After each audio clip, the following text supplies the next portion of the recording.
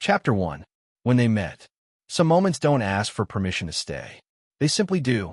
The train swayed gently as it glided along the countryside tracks, weaving between golden fields and sleepy towns bathed in late summer light. The air was warm, thick with the scent of sun and dust, and the carriage windows were cracked open just enough to let in the occasional gust of wind carrying the breath of lavender hills.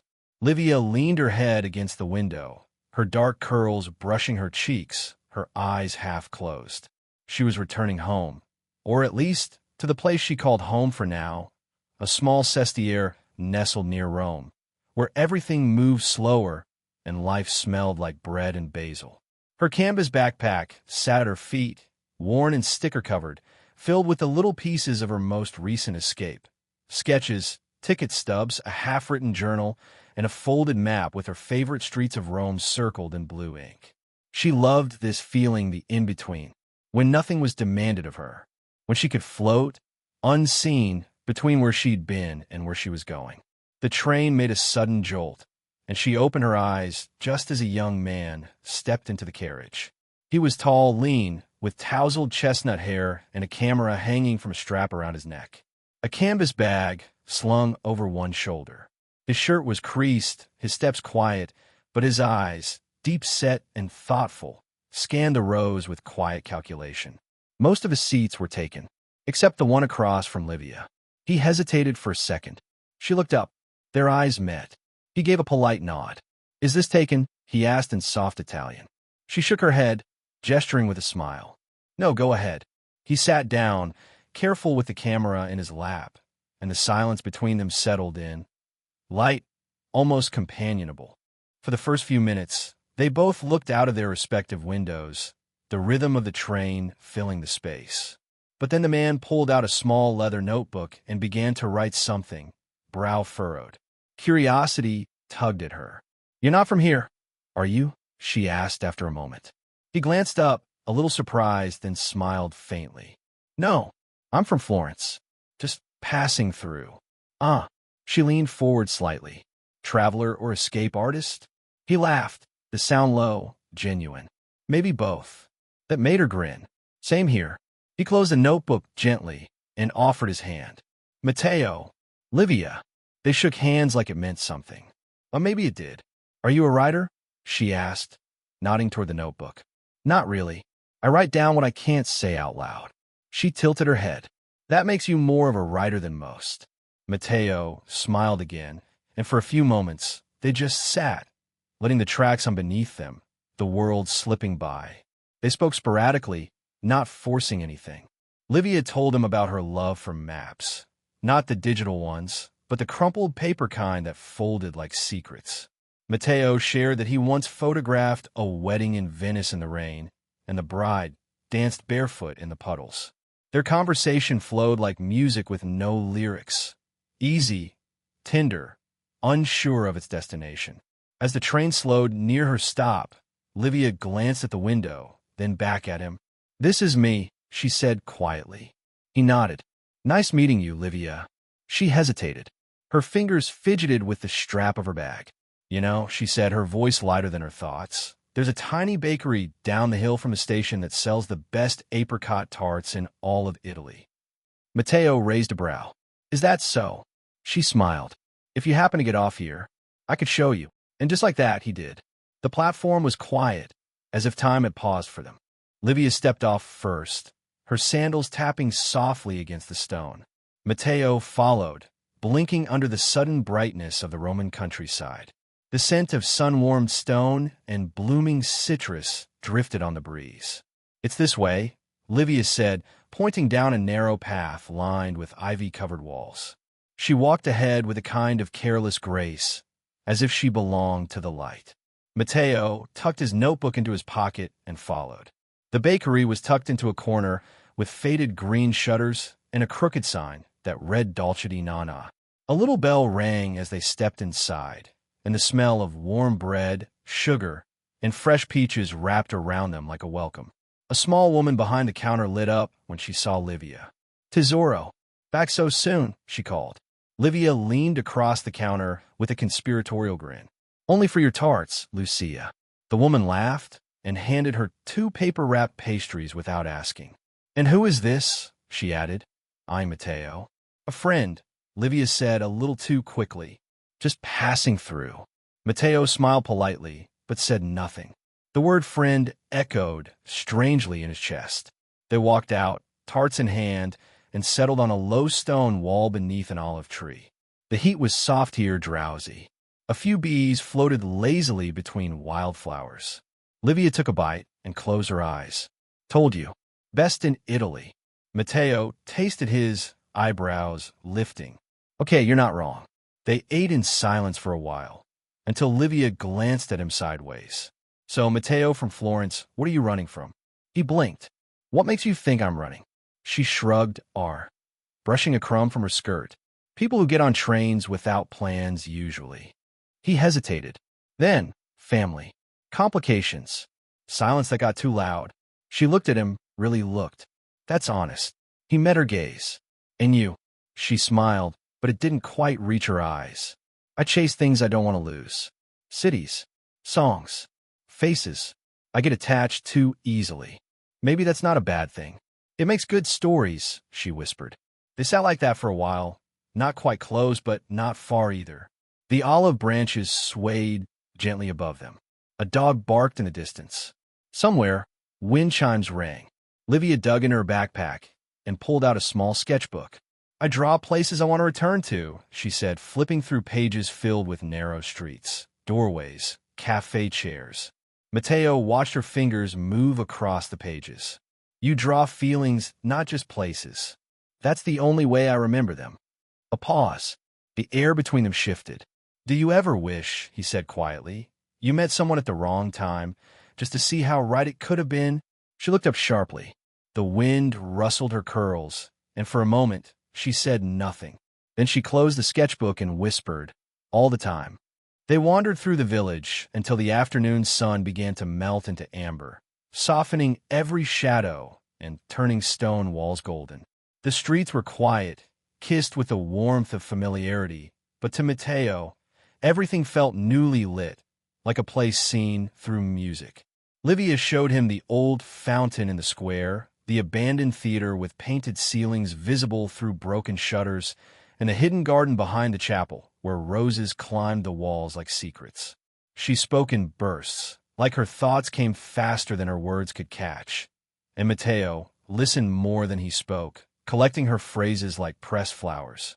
At some point, they ended up near the hill above the train station, where the view opened wide. Vineyards stretched like green rivers toward the horizon. They sat on a weathered bench, their tarts long gone, sharing sips of cold peach juice from a bottle she pulled from her bag. The silence between them now was no longer awkward. It was something else, something gentle. Livia closed her eyes and leaned back, the breeze lifting her curls. If this were a movie, this would be the part where one of us plays a song that says everything we're afraid to say. Matteo chuckled. "Do you have a song for this moment?" She didn't open her eyes. "I have hundreds. A beat. Pick one," he said. She reached into her backpack again and handed him one white earbud. Her playlist was already cued, Italian Dreamers. He accepted it without a word. She pressed play. The melody was slow, aching, piano and strings. A song about missing someone before you've even left.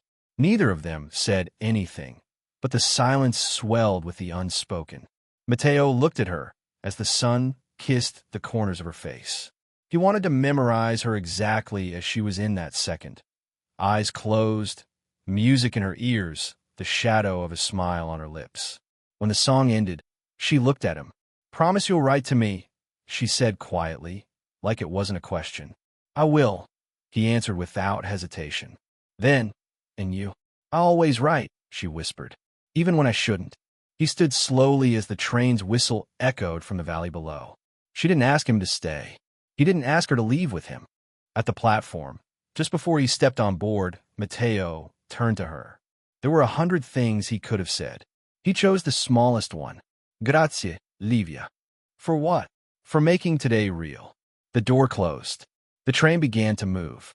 She stayed on the platform, waving once, then slowly lowering her hand. He pressed his palm against the window as her figure blurred into distance. That night, Livia lit a candle in her small room and pulled out a clean page in her journal. Dear Matteo, I hope you find what you're looking for. And if you ever forget the way the wind smelled in this village, just write to me. I'll remind you. Ed. Asterisk. She didn't know if she'd ever send it, but the letter existed, and so did he. Chapter 2, Before the Silence. They used to walk through the olive hills near Rimu in the late evenings, when the sky melted into apricot and lavender. She would tell stories about places she wanted to visit: Kyoto in spring, a cafe in Prague, a bench in Amsterdam that looked like it belonged in a poem. And he would listen, not with answers, but with music in his eyes. One evening, when the breeze smelled of ripe figs and something almost like goodbye, he took her hand and led her to the old chapel ruin outside the village. Inside, there was nothing but wind, ivy, and the echo of time. But he had brought a small speaker, a notebook, and his hands, which trembled slightly. I wrote this for you, he said. It's unfinished. Like most of me. She didn't answer, only sat beside him on the stone ledge. The music began, low, hesitant notes, like someone whispering after a long silence. Then a melody grew, fragile, climbing, wounded and hopeful at once. Livia didn't blink. She sat still, her heart beating in sync with every note. When it ended, there were no words. He turned to her and asked softly, "Do you like it?" "I didn't know music could feel like remembering," she whispered. "Even things that haven't happened yet." He smiled and then looked away. She sensed it, something in his breath, in the pause after the music, the way his fingers tensed. Later that night, they lay beneath a blanket of stars on her balcony. She wrote a letter she would never send. "Matteo, I know you're leaving before you tell me. Your silence already has footprints. But tonight, I'll pretend we are timeless. Tonight, your music is mine too." The morning he left, there was no fight. No storm, just the soft clink of coffee cups, the scent of toast, and an ache too still to scream. He kissed her forehead like he was closing a chapter, gently, reverently, finally. "All right," he said. "Will I be allowed to reply?" She tried to smile. He didn't answer, just held her one last time. The kind of embrace you give only when you know it's the last. She watched his train disappear, not from the station, but from a hill above it. She couldn't bear to be where they met. Some hearts speak louder when ink touches paper. The first letter came 5 days after the train, folded neatly, addressed in simple handwriting, and slipped into Livia's rusty mailbox like a secret waiting to be found. "Livia, I don't know how to begin this. Maybe by saying thank you again for the day, the tart, the song, the silence that didn't ask for anything more. I've thought about that olive tree more than I should admit. And the way you said escape artist, like it wasn't an insult, but a kind of freedom. Florence is loud. My mother's voice carries through every room. There are arguments I don't belong in. But last night, I walked along the riverbank, and all I could think was, I should be telling her this. So here I am. Yours in something I can't name yet. Matteo." Livia read it twice before folding it slowly and pressing it into the pages of her sketchbook. That night, her reply spilled out effortlessly. "Matteo, the tart was actually better the next day, if you can believe that. I saved the last bite like a child with a secret. I've drawn you already, not your face, but the way your hands held that notebook and the way you looked at things like they were already memories. I think I've always written letters to people I never met, but now there's finally someone to send them to. P.S. Next time, I'll show you the field where the fireflies live. Ed." And so it began. Letters passed between them like seasons, warm, slow, unfolding. They didn't need replies overnight. They weren't rushed. They became something sweeter, constant. Livia told him about her dreams, the small ones and the impossible ones. How she wanted to take a train across Europe and sketch every stranger she met. How she used to believe love was a city, and now she thought it might be a song. Matteo wrote about his childhood, about his sister who painted but never showed her work, about how silence felt heavier in crowded rooms than empty ones. He sent her a photo of a cafe window reflecting the morning sun and wrote on the back, "I thought you'd like the way the shadows dance here." She replied with a pressed flower from the field behind the chapel. He replied with a folded paper plane made from sheet music. It was quiet love, the kind that isn't spoken aloud, the kind that grows in pauses, in unwritten lines, in the breath before a sentence. But distance has a way of shifting things. One evening, Livia sat with a letter in her lap longer than she meant to. It was his. It said, "I think I'm supposed to stay in Florence longer than I planned. Family things. Complicated things. But I'll write, I promise. I just don't know when I'll be able to come back." The paper felt heavier than usual. Her fingers trembled as she held it. She wrote back, "I'm not asking you to come back, Matteo, but don't disappear. Don't become just a page in my journal.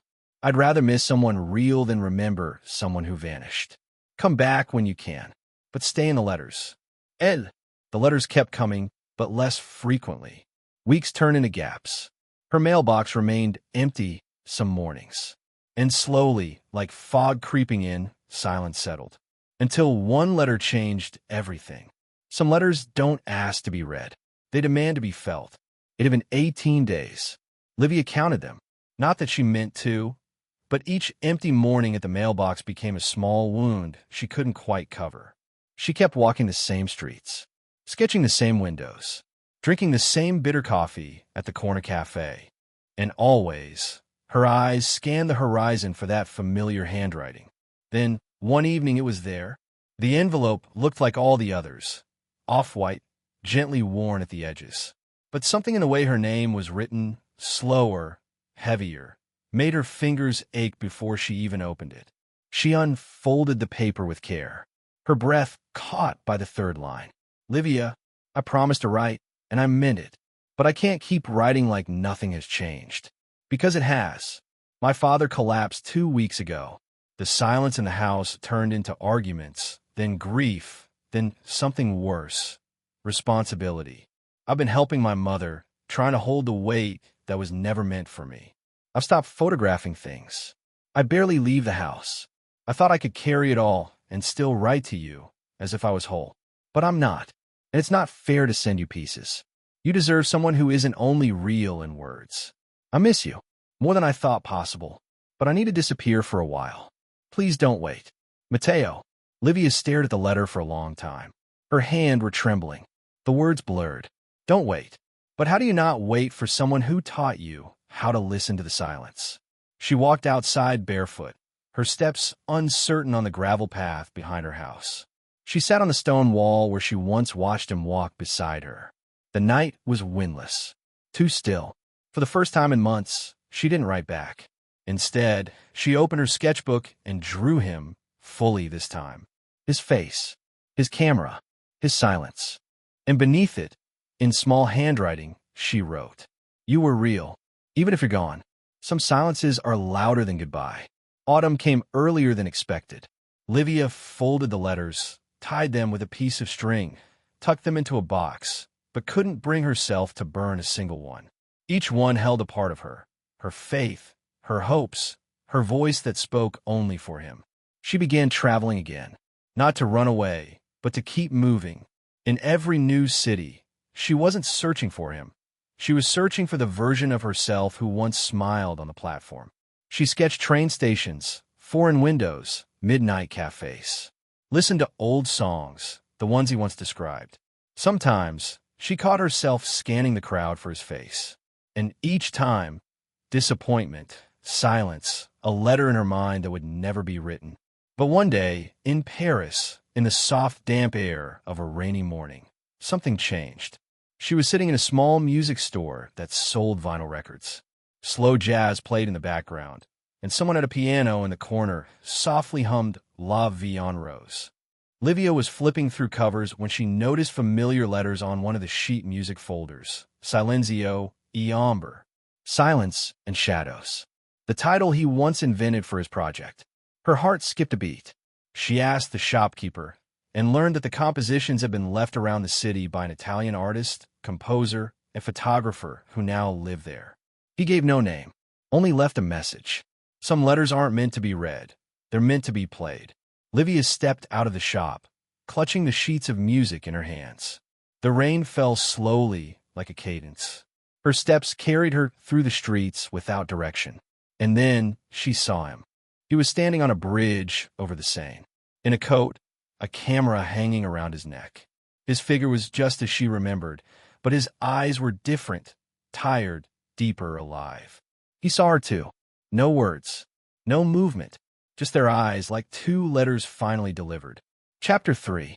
The Final Song. Not all love stories end with forever. Some end with a song. They stood on the bridge in silence, under the rain. Around them, the bustle of Paris, blurred lights, little trams, perfume in the air. And between them, as if not a single day had passed, Livia didn't approach right away. She was afraid to break the moment. But he nodded, gently, almost imperceptibly, and she took a step. "I thought I'd never see you again," he said. His voice was quiet, a little hoarse from the rain and emotion. "You asked me not to wait," she replied. "But I never stopped writing." He lowered his gaze. "I read them all, even the ones you didn't send." "Ow! Because I wrote them too," he smiled. "In my head. Every day." They sat in a small cafe on the corner. Hot coffee, skin damp from the rain, eyes full of silence. He told her everything. How his father hadn't survived the winter. How his mother broke under the weight of silence. How he moved to Paris not to vanish completely. "I started composing again because of you," he admitted. "Every note, a word I never dared send." She pulled a yellowed letter from her bag, the ink slightly smudged at the fold. "This was the last one I wrote to you. I kept it in case we met again." He opened it, read it silently, then closed his eyes. "Matteo, you don't owe me return. You don't owe me love. But I owe myself the truth that you changed something in me. If someday you hear a song and think of silence, remember me, not for who I was, but for who I became after you."